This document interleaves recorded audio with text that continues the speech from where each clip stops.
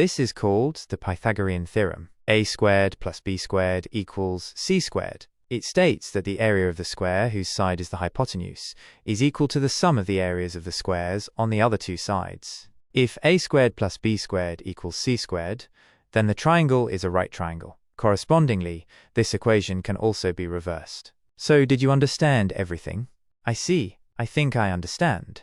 I'll write a few more equations. Can you use your ability to memorize them? Scroll takes a deep breath and uses her powers to memorize them. I don't have photographic memory. Eventually, my memory will decline as time goes on. Because of my previous job, mathematics and physics were two of the subjects I used daily. My knowledge in other subjects like history, geology, biology, chemistry, and so on had degraded back to entry level. Even if it was just something small, I still wanted to write down all of my knowledge so that others could at least learn from it. As long as Scroll memorized the content I wrote, it would be equivalent to permanently preserving the knowledge. She exhales as she completes memorizing. In the future, it will also be easier to promote education. Even so, what is magic in this world? Magic is everywhere. Witches are able to use it to weave several unthinkable powers. If I compare magic power to electricity, then witches are like power tools. But magic obviously isn't just electricity. It's more like the origin of all energy. To understand the origin of magic power, we need to understand the universe itself. In my previous life, Einstein's general relativity inspired the pursuit of string theory to relate the four fundamental forces of the universe.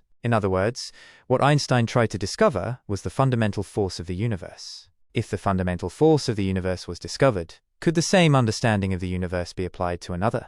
If I return to my home, would the same force be known as magic? Maybe, because there were no witches to utilize the power, its existence was never discovered. Your Highness? Oh, I'm sorry, I was daydreaming. I guess that's enough for today. You worked hard. Please have a good rest. Okay, thank you. Your Highness?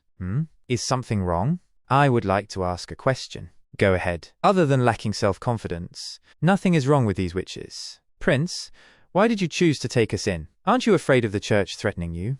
I guess you might ask this kind of question. If possible, would you take a witch as your wife? Puffed, why would you ask such a question? However, to marry a witch. Why wouldn't I? You're back? Yeah, the little town has made some improvements. Although now my shoulders are sore from controlling the wind for too long. What's up, Nightingale? Did something good happen to you? What's with that smile, Miss Shadow Killer? Your Highness, if possible, would you take a witch as your wife?